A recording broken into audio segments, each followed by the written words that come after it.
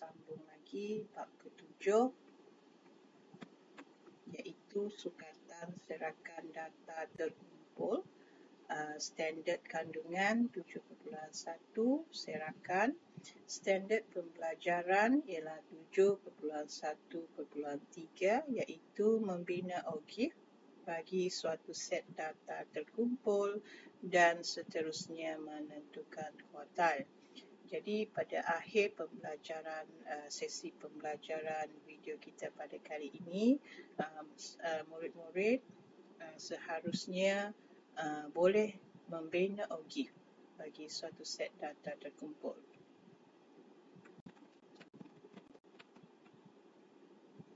Okey, so cikgu akan menerangkan langkah-langkah bagaimana untuk kita membina objek.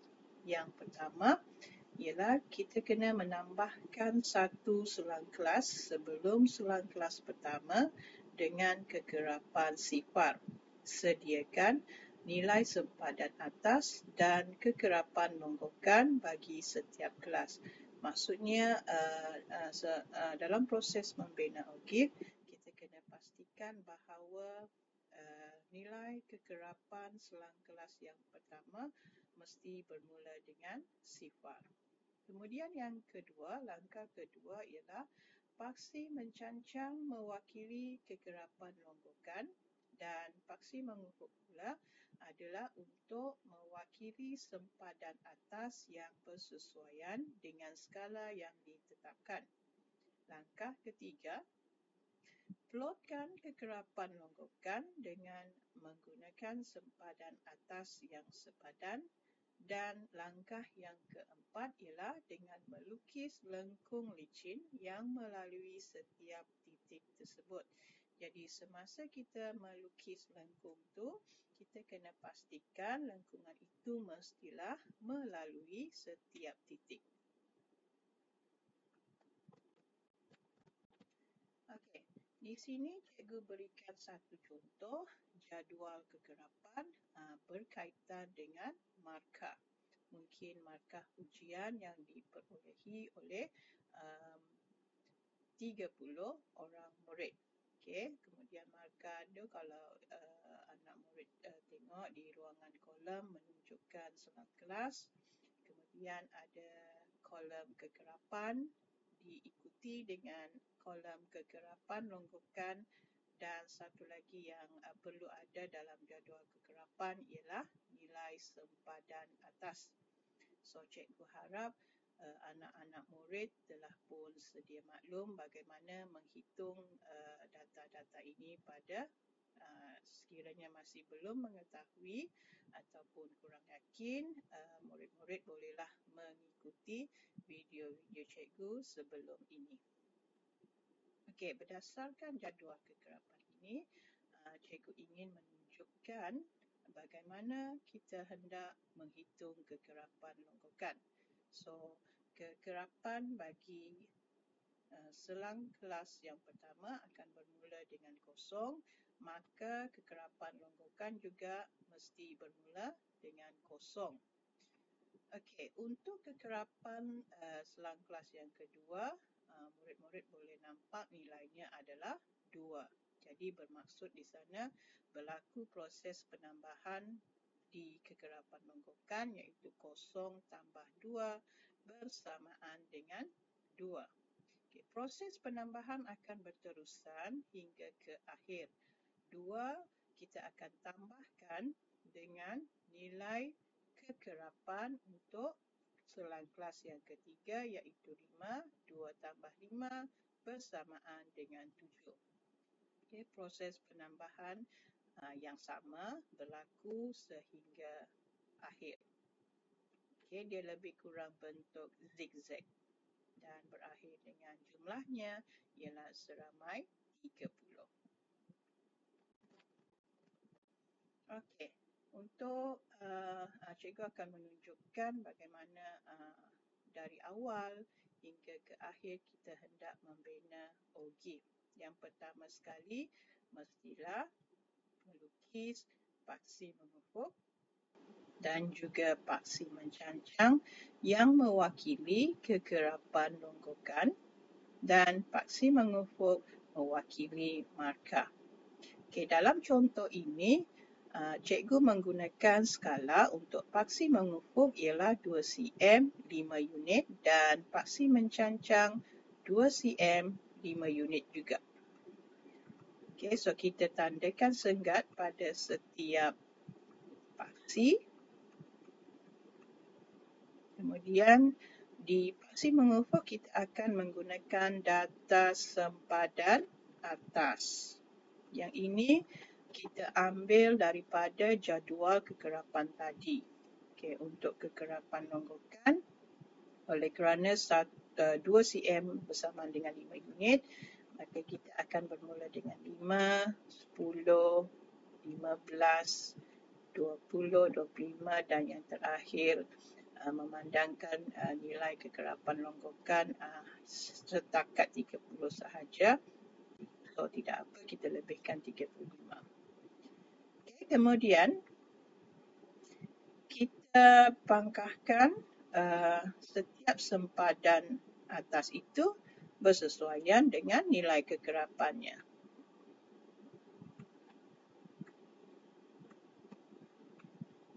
Okay, yang ini pun kita lihat merujuk kepada jadual kekerapan untuk setiap sempadan atas ya.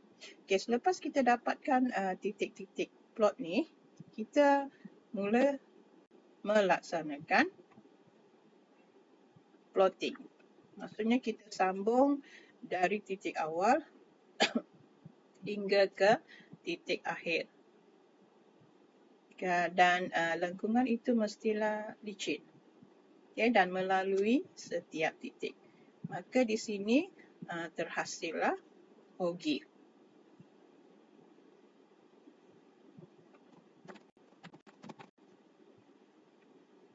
Okay, ogive juga sebenarnya boleh dibina dengan menggunakan histogram longgokan.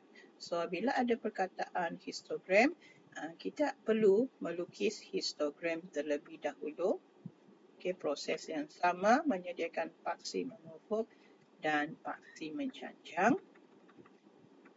Merujuk kepada contoh jadual kekerapan yang sama, kita melakukan proses yang sama, tetapi kita memulakan dengan membina histogram terlebih dahulu. Okay, selepas histogram telah disediakan, selesai disediakan, barulah kita plotkan titik-titik sempadan atas mengikut nilai kekerapan masing-masing pada palang dan barulah kita sambungkan setiap titik tersebut. Maka akan terhasillah juga satu ogive. Okey, apakah kuartil?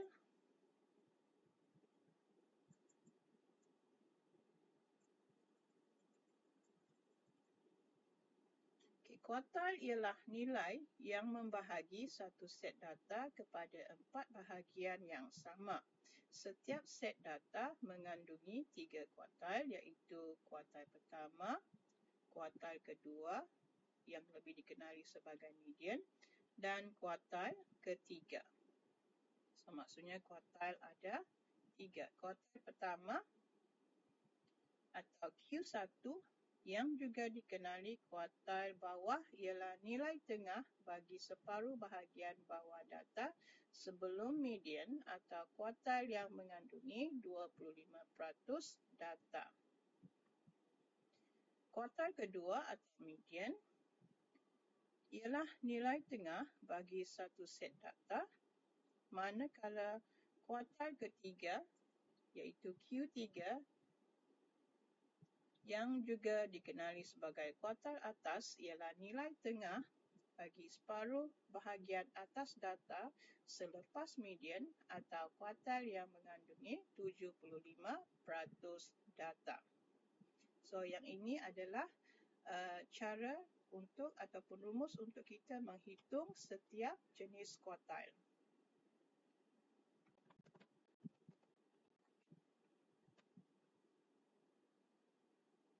Okey, cikgu ingin menunjukkan bagaimana kita boleh menghitung setiap jenis kuartil. Jadi berdasarkan gambar rajah ogif yang sama,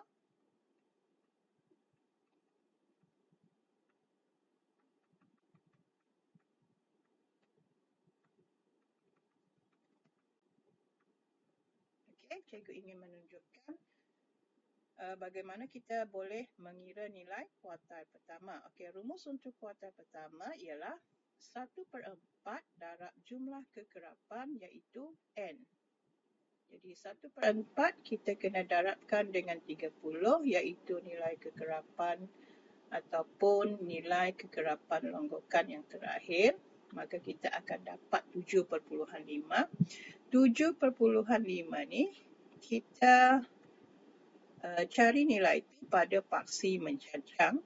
Okey, selepas kita jumpa di mana kedudukan 7/5, kita buatkan satu garisan putus-putus bermula dari nilai tersebut hingga sampailah ke graf dan kita turunkan ke paksi mengufuk untuk kita mendapatkan nilai kuartilnya.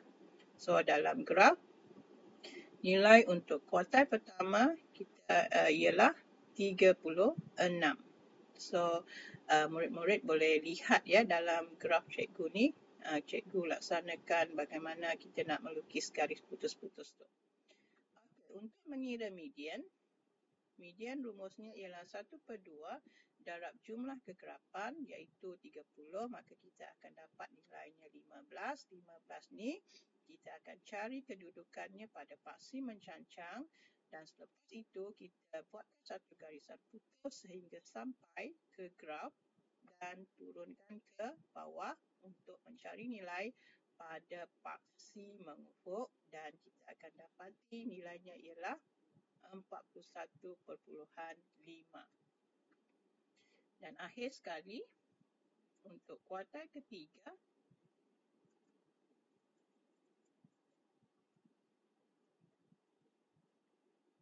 nilai rumus untuk kuartil ketiga ialah 3/4 darab jumlah kekerapan 30. Iaitu 3/4 darab 30, nilainya ialah 22/5. Kita cari kedudukannya pada paksi mencancang. Dan kita mula melukis garis putus sampai ke graf dan turun ke bawah untuk pada paksi mengufuk untuk mencari nilai. Dan kita akan dapati nilainya ialah 45.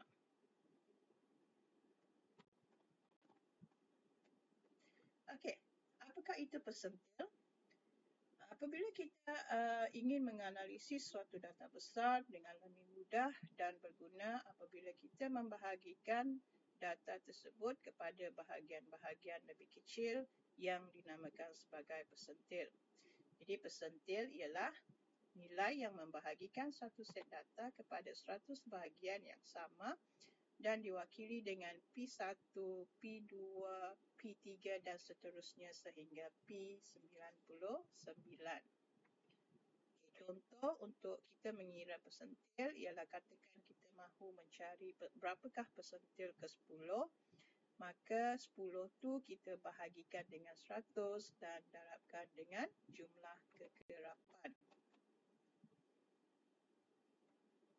Okey, cikgu rasa sehingga takat ini sahaja bagi video kita pada kali ini. Cikgu harap semua murid dapat memahaminya. Kalau belum lagi berapa menguasai, anak-anak murid bolehlah mengulang semula melihat video ini.